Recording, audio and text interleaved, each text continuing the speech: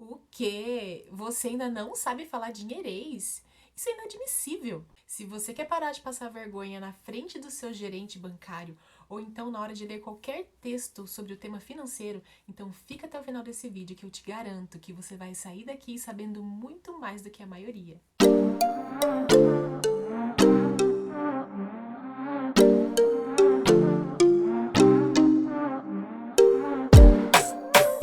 Fala, gurias! Para quem ainda não me conhece, meu nome é Gabi Sal e esse é o canal Bolsa Rosa, um canal criado exclusivamente para inserir cada vez mais mulheres no mercado financeiro e fazer com que todas tenham a oportunidade de mudar sua própria realidade. Hoje você vai aprender a falar dinheirês, isso mesmo.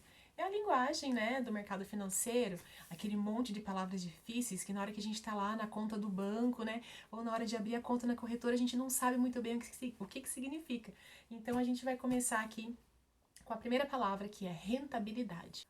Olha só, para você absorver melhor essa questão da rentabilidade, você pense numa receita de bolo. Antes de você fazer a receita do bolo, você vai analisar quantas fatias, né, quantos pedaços aquele bolo vai render.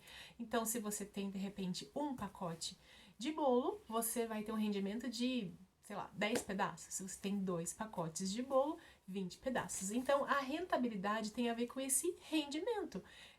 Tudo que é acrescido ao valor original. Então, se você tem, por exemplo, se você investiu, né, R$ 50 no Tesouro Direto ou em alguma ação de alguma empresa e você tem um rendimento ali de 1% ao mês, por exemplo, essa é a sua rentabilidade. Todos os meses, aquela ação, aquele título vai render cerca de 1% ao mês. Renda fixa. Renda fixa é aquela que o nome já diz, né? Que é uma renda mais estável, que ela não se altera ao longo do tempo. É uma renda muito previsível, muito procurada por investidores iniciantes, né? Porque ao mesmo tempo que ela não tem todo aquele risco da renda variável, ela também rende bem, né? Ela tem um bom rendimento. Então, a renda fixa é aquela renda em que a gente pode prever os juros que a gente vai receber. Renda variável que eu adoro, gente. Renda variável é aquela que o próprio nome já diz também, é aquela que oscila, né? Ela é um pouco diferente da renda fixa. A gente não consegue prever com tanta facilidade quanto aquele título ou ação vai render ao longo do mês ou ao longo dos anos, porque ela oscila conforme, né, as taxas do mercado, a inflação, as besteiras que o presidente fala, enfim, coisas desse tipo. Apesar dela ter uma oscilação grande, ela é muito procurada por investidores mais experientes, porque da mesma forma que ela tem um risco de fazer você perder dinheiro, ela também tem um risco maior de fazer você ganhar mais dinheiro.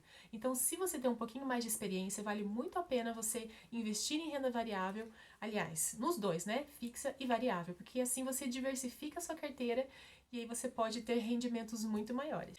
Título público. Isso daí o pessoal confunde bastante, né? Porque se você parar para pensar, a gente conhece título de livro, título de texto, título eleitoral, né? Mas o título no mercado financeiro tem a ver com um papel. É um papel que você compra, que comprova que você adquiriu uma parte de uma empresa, vamos dizer assim. Por exemplo, quando eu vou emprestar o meu dinheiro para o governo, eu estou colocando meu dinheiro no Tesouro Selic. Então, na verdade, é como se eu estivesse comprando um título. Vamos pensar assim, quando você vai lá na poupança, na sua poupança, e deposita um valor, você retira um comprovante do caixa, não retira? Esse comprovante de que você tem esse dinheiro aqui guardado. É como se fosse isso o título, só que a gente não pega esse papel físico, entende? É só um comprovante digital, um comprovante, né, que vem um extrato todo mês pra gente ali, de que eu tenho títulos públicos. Também podem ser títulos privados, né, no caso dos bancos privados. Perfil do investidor. O que será que é isso, hein? Perfil do investidor? Você já deve ter ouvido falar, né? Normalmente você vai encontrar esses termos no site das corretoras, quando você vai começar a fazer seus investimentos. Porque no perfil do investidor a gente descobre qual é a sua tolerância ao risco. Por exemplo, tem 3 tipos de perfil de investidor: o conservador, o moderado e o agressivo. O conservador é aquele que ainda está começando, tem muito medo de perder algum dinheiro, né? De ver o seu dinheiro variando, oscilando ali na bolsa de valores. Então ele mantém sempre o dinheiro dele na renda fixa. Esse seria um perfil de investidor conservador. O moderado, ele tá com um pezinho na renda fixa, um pezinho na renda variável, né? Ele já começa a querer arriscar um pouco mais, entender como funciona o mercado, as oscilações, e ele se arrisca a perder um pouquinho, mas ao mesmo tempo ele também tem a possibilidade de ganhar mais. Seria o perfil moderado. E o perfil agressivo é aquele que tem a sua renda fixa, né, como sempre, mas também investe mais, aplica mais em renda variável.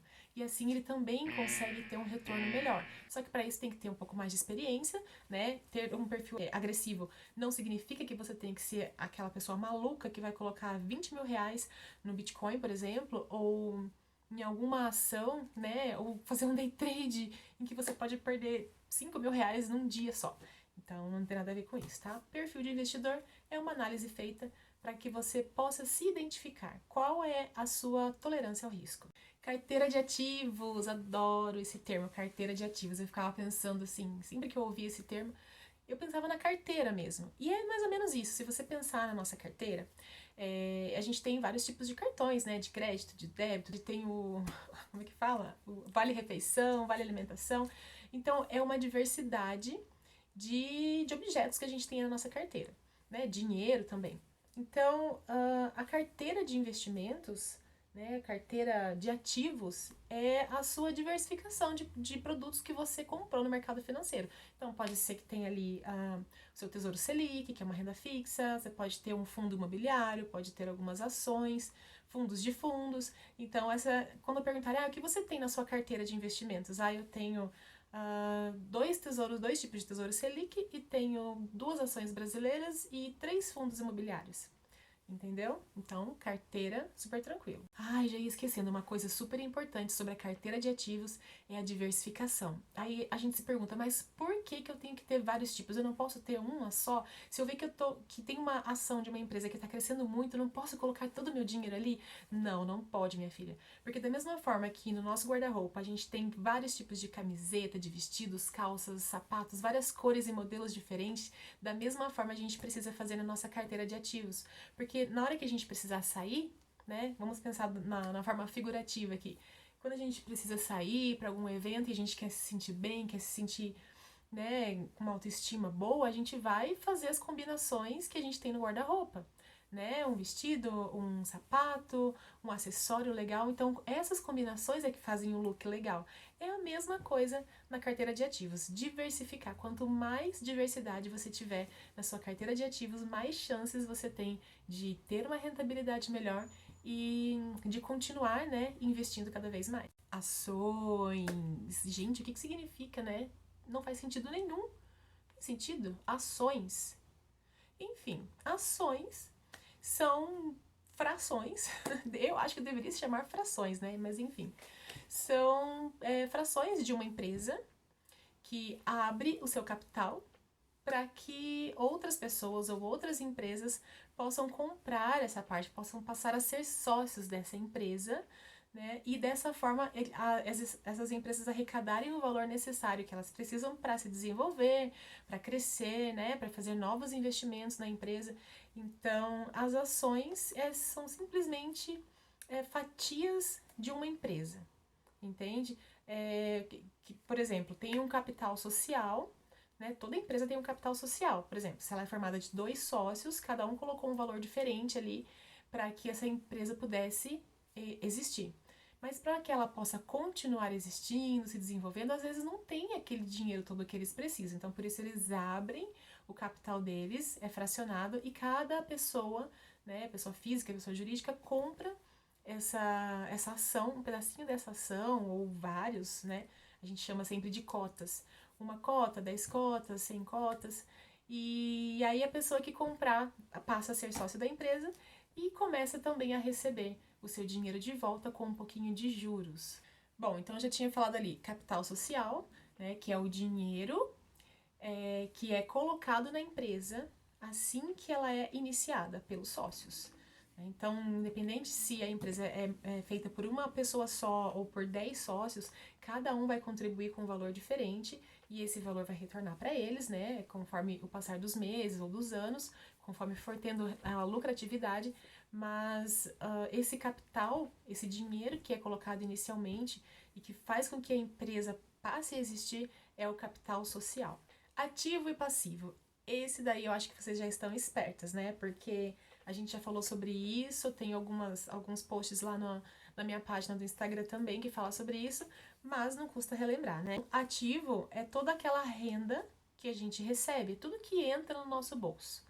Entendeu? Então você tem ali o seu salário, você tem a pensão do seu filho, você tem uma renda extra, tudo isso são ativos, estão gerando uma renda para você. E o passivo são todos aqueles boletos que você tem que pagar no começo até o fim do mês.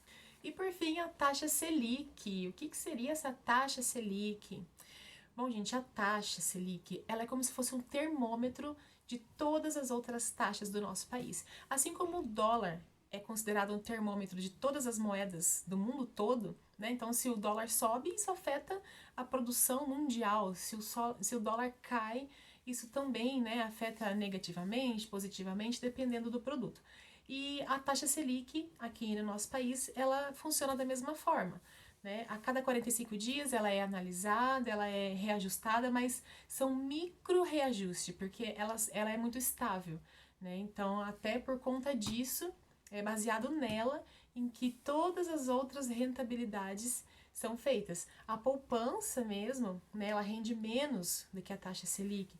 Todos os CDBs, os CDIs, os LDBs, todos nesse sentido se baseiam, né, na taxa Selic para que possam oferecer a rentabilidade no mercado financeiro. Bom, gente, é isso. Esses foram os 10 termos do vocabulário financeiro que você já aprendeu hoje aqui. Espero que você possa ver de novo 2, 3 vezes esse vídeo para você não esquecer mais e parar de passar vergonha no banco, hein? E agora que você já sabe falar dinheirês, curte e compartilha esse vídeo se você gostou e até o próximo vídeo.